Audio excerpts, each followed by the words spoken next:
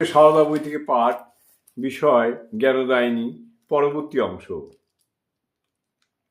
আধ্যাত্মিক পথে একজন পথ নির্দেশক গুরু একান্ত প্রয়োজন, যিনি কৃপা করে সাধককে মন্ত্র দীক্ষা দেন।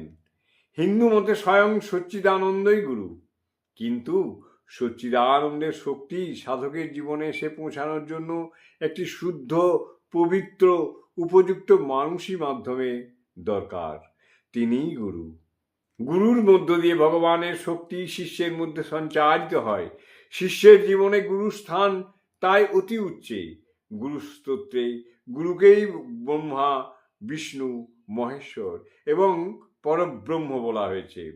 গুরুকে কখনো সাধারণ মানুষের ভাবতে নেই। শিষ্যের আধ্যাত্মিক জীবনে গুরুভক্তি একান্তভাবে আবশ্যক। সীমা বলেছেন, গুরুভক্তি থাকা চাই, গুরু যেমনই হোক তাঁর প্রতি ভক্তিতেই মুক্তি।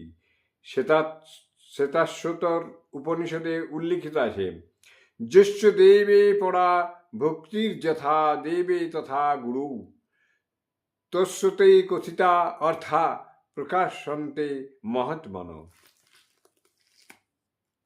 জয় মা, জয়।